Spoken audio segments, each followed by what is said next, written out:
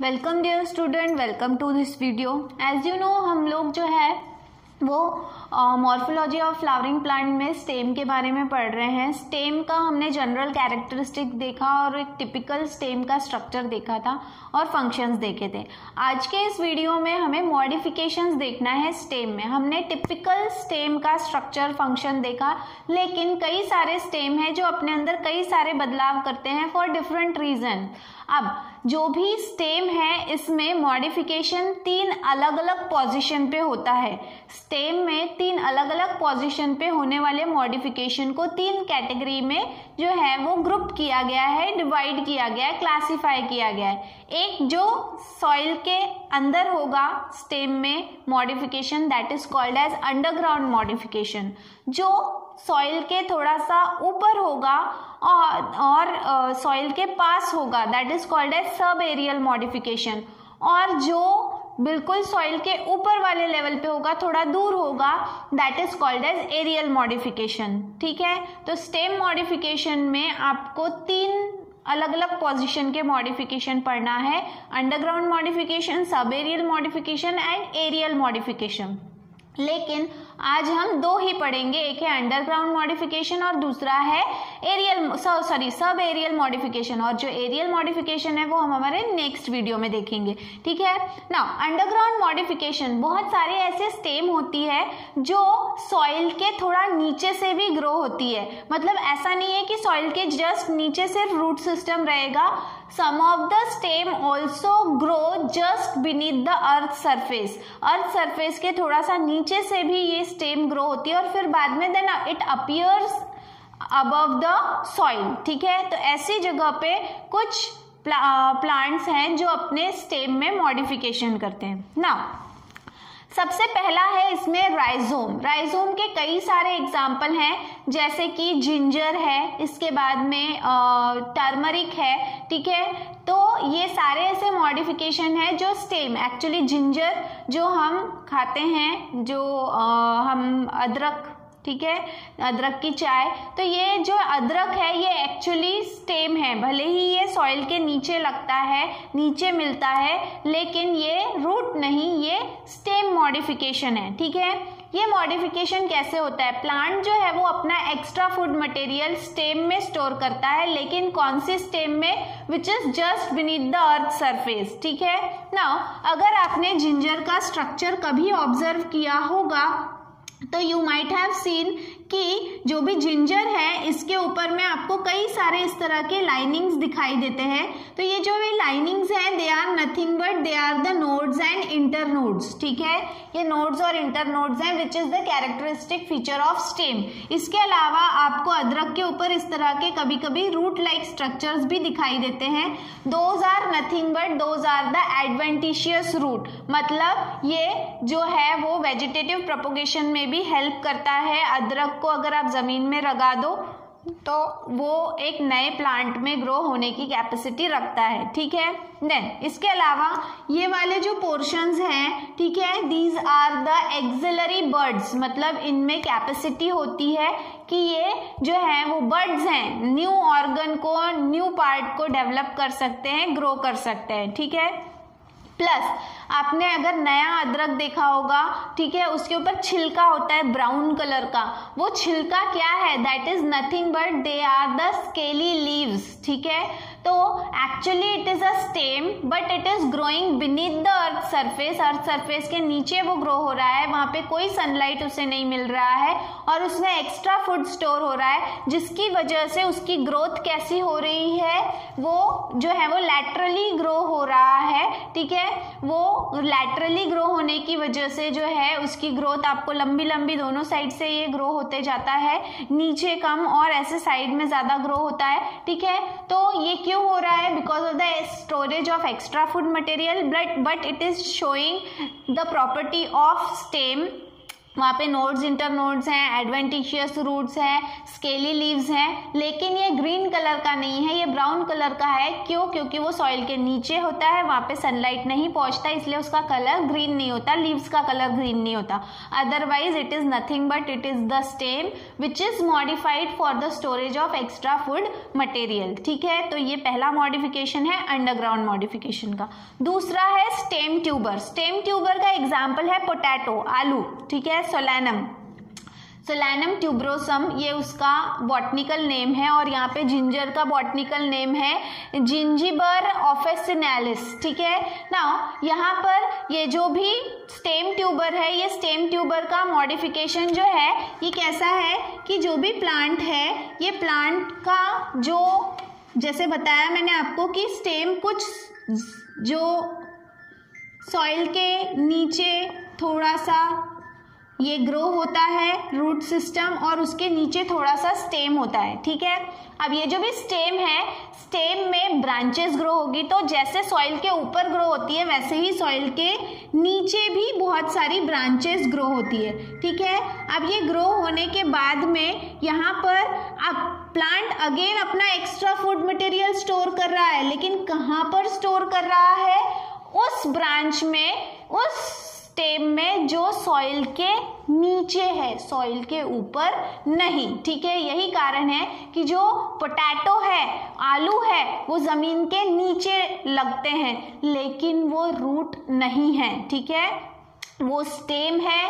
Stem अपना extra food material जो है वो स्टेम में स्टोर किया जा रहा है प्लांट के द्वारा, लेकिन कौन से स्टेम में? सॉइल के नीचे वाले स्टेम में, सॉइल के नीचे वाले ब्रांचेस में, इंस्टेड ऑफ ऊपर वाली ब्रांचेस। ठीक है, तो इस तरह से अब वहां पे एक ही जगह पे एक्स्ट्रा फूड स्टोर हो रहा है, जिसकी वजह से वो ट्यूबर की तरह हो जाता है, इसीलिए उसे जो है वो स्टेम ट्यूबर कहा जाता है। ट्यूबर मतलब फूला हुआ हिस्सा, तो स्टेम ट्यूबर क्यों कहा जा रहा है? Because of the storage of extra food material it becomes bulbous, मोटा हो जाता है, गोल हो जाता है, या क्या कहेंगे हम उसको, फूल जाता है, and that is why it is called as stem tuber. और इसका फेमस एग्जांपल है पोटैटो।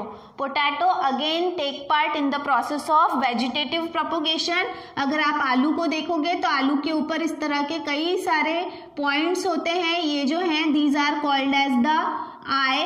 ठीक है, आई रीजन, और ये आई रीजन कुछ और नहीं, ये जो है वो ये एक्सिलरी बर्ड्स होते हैं। क्या होते हैं? एक्सिलरी बर्ड्स होते हैं। ये एक्सिलरी बर्ड से अगर आप आलू का सिर्फ ये आई वाला हिस्सा भी कट करके अगर जमीन में लगाओगे तो भी एक नया प्लांट ग्रो होने की कैपेसिटी होती है, क्योंकि ये बर्ड रीजन है और बर्ड नए पार्ट को जो है वो प्रोड्यूस करने की कैपेसिटी रखता है। तो potato also take part in the vegetative propagation, plus ये मॉडिफिकेशन एक्चुअली प्लांट क्यों कर रहा है? For the storage of extra food material. इसके बाद में है बल्ब। अब यहाँ पे क्या होता है कि जब बल्ब मतलब क्या? तो बल्ब मतलब होता है फूला हुआ हिस्सा। ठीक है, यहाँ पर जो भी बल्ब में मॉडिफिकेशन हुआ है तो एक्चुअली क्या हो रहा है? स्टेम जो लंबी होती है, सिलेंड्रिकल होती है, ये एक टिपिकल स्टेम का हमारे आंखों के सामने आइडिया है। ठीक है, अगर आप मैंने आपको स्टेम कहा किसी भी प्लांट का, तो आपके आंखों के सामने इस तरह का लंबा सिलेंड्रिकल स्ट्रक्चर आ जाएगा। लेकिन कुछ कुछ प्लांट हैं जिनमें वो जो स्टेम है it condense to a disc shape structure, वो डिस्क शेप का हो जाता है। ठीक है, कंडेंस होके सिकुड़ कर। अब डिस्क शेप के एक साइड पे जो है वो रूट सिस्टम फॉर्म हो रहा है और दूसरे साइड पे जो है वो लीव्स फॉर्म हो रही है। ठीक है, ये जो भी लीव्स फॉर्म हो रही है, अब ये on the basis of the arrangement of the leaves. ठीक है, लीव्स के अरेंजमेंट के बेसिस पे ये दो टाइप के, एक स्केली बल्ब और दूसरा है ट्यूनिकेट बल्ब। स्केली बल्ब है, उसका एग्जाम्पल है गार्लिक। गार्लिक मतलब लहसुन। आपने देखा होगा कि लहसुन का नीचे वाला हिस्सा गोल होता है, उसके नीचे छोटे छोटे रूट्स होते हैं, और लहसुन की एक एक कली मतलब होती है एक लीफ। ठीक है, दैट इज लीफ, जो आगे कर वो सॉइल के नीचे होती है, इसलिए it is white in colour, लेकिन जैसे ही वो लीफ जो है वो ऊपर आती है सॉइल के, इट बिकम्स ग्रीन। ठीक है, तो ये जो है लीव्स यहाँ पर अब गार्लिक में जो स्केली बल्ब कह रहे हैं, इसमें आप देखो लहसुन की एक एक कली आप जो है वो निकाल सकते हो। क्यों? क्योंकि they are overlap one above the other, एक के ऊपर वो ओवरलैप पैटर्न में होता है, सेपरेटली कॉन्सेंट्रिक वे में नहीं, मतलब अलग अलग आप निकाल सकते हो। लेकिन ट्यूनिकेट बल्ब जिसका एग्जाम्पल है ओनियन, अगेन ओनियन में आपको डिस्क शेप का स्टेम दिखाई देगा, उसके नीचे रूट, और यहाँ पर आप देखो कि आपको जो प्याज है, प्याज में अगर आप उसे सेंटर से कट करोगे तो आपको जो भी इसके छिलके हैं वो कैसे दिखाई देते हैं, वो छिलके भी लीव्स ही हैं। लेकिन फर्क स्केली बल्ब और ट्यूनिकेट बल्ब में यही है कि ट्यूनिकेट बल्ब में जो छिलका है, जो लीफ है, वो कॉन्सेंट्रिक वे में, मतलब पूरे सर्कुलर वे में एक के ऊपर एक ओवरलैप है। वहीं स्केली बल्ब में, मतलब गार्लिक में, वो एक के ऊपर एक सेपरेटली है, कॉन्सेंट्रिक वे में नहीं है। मतलब अगर आप प्याज का छिलका निकालोगे तो एक साइड से निकालने से काम नहीं होगा, आपको पूरा गोल निकालना पड़ेगा, ठीक है। तो दैट इज बल्ब। बल्ब में क्या हो रहा है, when the stem is condense or reduce to disc shape structure and the leaves are overlap one above the other, ठीक है, to form a bulb like structure। लेकिन यहाँ पर अगर वो concentric way में overlapping है then it is called as tunicate bulb, example is onion। और अगर simple overlapping है then it is called as scaly bulb, ठीक है। then इसके बाद में next is corm। corm और राइजोम एग्जैक्टली सेम है, एक्स्ट्रा फूड मटेरियल स्टोर हो रहा है जमीन के नीचे वाले स्टेम में, लेकिन फर्क है कि यहाँ पर आपको लैटरली जमा होते हुए दिखाई देगा और यहाँ पर ये जो है ये इस तरह से ग्रो होता है, मतलब नीचे की तरफ ज्यादा स्टोरेज हो रहा है जिसकी वजह से वो बल्बस गोल गोल दिख रहा है और नीचे की तरफ फैल रहा है, साइड वाइज नहीं फैल रहा है। अगेन यहाँ पे राइजोम की तरह ही एडवेंटिशियस रूट्स होते हैं और ये जो भी आपको बाहर फिंगर लाइक दिख रहे हैं दीज आर द बर्ड्स, ठीक है। ये सभी जो हैं ये एडवेंटिशियस बर्ड्स हैं जिसकी मदद से एक नया प्लांट भी ग्रो हो सकता है, ठीक है। तो यह है कॉर्म और राइजोम में बहुत समानताएं हैं, फर्क सिर्फ इतना है कि जो भी फूड स्टोर हो रहा है राइजोम में वो लैटरली हो रहा है जिसकी वजह से वो लंबा लंबा ग्रो हो रहा है, while in case of corm जो भी स्टोरेज हो रहा है वो नीचे की तरफ ज्यादा हो रहा है इसलिए वो नीचे की तरफ ज्यादा ग्रो होता है, ठीक है। देन ये था आपका अंडरग्राउंड मॉडिफिकेशन। इसके बाद में है sub aerial modification. Sub aerial modification में सबसे पहला है, सब एरियल मतलब सॉइल के थोड़ा सा पास वाला स्टेम, वहां पे होने वाला मॉडिफिकेशन। सबसे पहला है ट्राइलर। ट्राइलर का एग्जांपल है ट्राइडेक्स। बहुत सारे प्लांट आपने देखे होंगे कि जो जमीन के सतह पर ही इस तरह से फैल जाते हैं, ठीक है, इस तरह से वो देखो इस तरह से ग्रो होने लगते हैं, मतलब जमीन के सतह को लगकर ही वो ग्रो होते हैं। These are called as trailers. वैसे जैसे ये जमीन है तो ऐसे फैल रहे हैं, वो ऐसे स्ट्रेट नहीं ग्रो होंगे, इरेक्ट ग्रो नहीं होते, वो प्रोस्ट्रेट ग्रो होते हैं, ठीक है। तो दे आर कॉल्ड एज ट्राइलर्स, ठीक है। देन इसके बाद में है रनर। रनर ज्यादातर ग्रासेस होती है, एग्जाम्पल है साइनाडोन। साइनाडोन मतलब दूब ग्रास।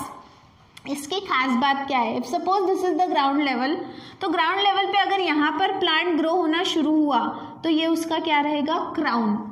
सॉइल के ऊपर आपको लीव्स दिखाई देंगे और उसी जगह पे सॉइल के नीचे रहेंगे रूट, ठीक है।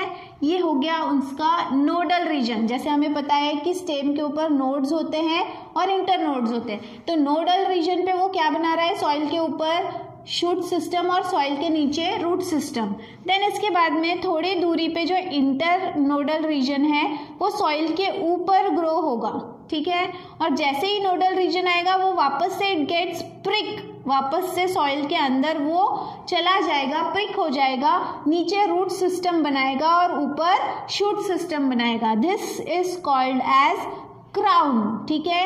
ये जो भी शूट के ऊपर वाला मतलब जमीन के ऊपर वाला हिस्सा है that is called as crown, उसे क्या कहा जाएगा, क्राउन मतलब ताज। अब इस तरह से ये जल्दी जल्दी आगे आगे बढ़ता चला जाता है। आपने कभी दुर्वा तोड़ा है, अगर आप दुर्वा तोड़ने जाओगे तो उसका का पूरा प्लांट जो एक पूरा गुच्छा, हम 3 पत्तियों वाला तोड़ते हैं, आप पूरा गुच्छा तोड़ो या उसे अपरूट करो, जड़ से उखाड़ो, आप देखोगे सिर्फ वही गुच्छा अकेला नहीं अपरूट होगा। आपको ऐसा लगेगा कि एक रस्सी है जो जगह जगह पे खीलों से अंदर गई हुई है जमीन के, आपको एक रस्सी की तरह उसे जो है वो खींचना पड़ेगा। एक ही क्राउन पूरी तरह से आप सेपरेट नहीं कर पाते हो, ठीक है। तो दैट इज रनर, जिसका एग्जाम्पल है साइनोडॉन, जिसे हम हिंदी में दुर्वा या फिर दूब ग्रास या फिर लॉन ग्रास भी कहते हैं, ठीक है। देन स्टोलोन, स्टोलोन का एग्जाम्पल है जैस्मिन या फिर मेंथा। मेंथा मतलब होता है पुदीना, ठीक है। पुदीन हरे की गोली आती है ग्रीन वाली, पुदीना जो है, ठीक है, तो उसमें भी औषधि गुण होते हैं। तो ये स्टोलोन क्या है, सबसे पहले देखो ये स्टोलोन का यहाँ पे बता रही हूँ मैं। If suppose this is a plant, ठीक है, ये एक प्लांट है जो जमीन के ऊपर ग्रो हो रहा है, जमीन के नीचे इसका रूट सिस्टम है, ठीक है। अब क्या होता है कि एक ब्रांच डेवलप होती है जमीन के थोड़ा सा पास से, और वो ब्रांच जो डेवलप हुई है वो थोड़ा सा पहले जमीन के ऊपर ऊपर ग्रो होगी, ठीक है। एंड फिर कुछ समय पे, कुछ दूरी पे जाने के बाद में वो वापस से बेंड होके वो कहाँ चली जाएगी, सॉइल में। सॉइल में जाने के बाद में वो वापस से यहाँ पे एक नया रूट सिस्टम फॉर्म करेंगे और यहाँ पर एक नया शूट सिस्टम फॉर्म करेंगे। इस तरह से वो प्रोपोगेट हो रहे हैं, फैल रहे हैं। तो ये जो भी बेंड वाली ब्रांच है, जो दो क्या कहेंगे उसको, दो ब्रांचेस को, एक्चुअली दो प्लांट नहीं है, दो ब्रांचेस हैं जिन्हें जोड़ रही है, that is called as stolon. उसे क्या कहा जाता है, स्टोलोन। तो स्टोलोन क्या है, it is the stem modification in which the new branch develops near from the soil level, it grows upward into the aerial portion and again bends back to the soil to form another क्या कहेंगे हम उसको, sibling, ठीक है, उसका नया sibling वो form करता है, ठीक है। तो दैट इज स्टोलोन, जिसका एग्जाम्पल है जैस्मिन एंड मेंथा। इसके बाद में है सकर। सकर में उल्टा है, बिल्कुल स्टोलोन की तरह ही है लेकिन उल्टा है। यहाँ पे एग्जाम्पल है क्रिजेंथीमम। क्रिजेंथीमम मतलब होता है शेवंती, ठीक है। इसमें देखो क्या हो रहा है, इसमें अगेन यहाँ पर ये एक प्लांट है, ऊपर से आपको नॉर्मल दिखाई देगा, ठीक है। नीचे इसके थोड़ा सा रूट सिस्टम इसका थोड़ा डीप होता है, ठीक है, और कुछ स्टेम का हिस्सा होता है जो सॉइल के नीचे होता है। अब यहाँ पर नई जो ब्रांच डेवलप हो रही है वो सॉइल के नीचे हो रही है, ठीक है।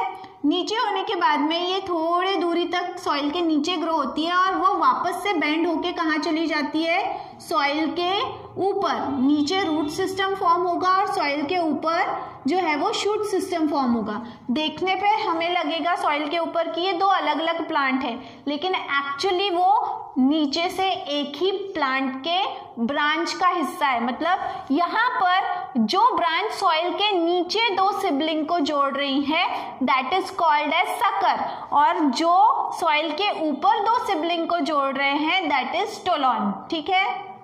देन इसके बाद में लास्ट इज ऑफसेट। रनर और ऑफसेट में बहुत समानताएं हैं, सिर्फ रनर आपको लैंड पर देखने मिलेगा, वहीं ऑफसेट आपको एक्वेटिक मतलब पानी में देखने मिलेगा, ठीक है। इफ सपोज ये पानी का लेवल है, पानी के सरफेस के ऊपर जो है इसका क्राउन मतलब आपको लीफ लाइक स्ट्रक्चर दिखाई देगा, और पानी के नीचे यहाँ पर एक्चुअली रूट नहीं होती है, राइजोइड्स होते हैं, रूट लाइक स्ट्रक्चर, ठीक है। इस तरह से ये होता है, ठीक है। अब ये कहाँ पर हुआ, this is the node region, ठीक है, नोडल रीजन।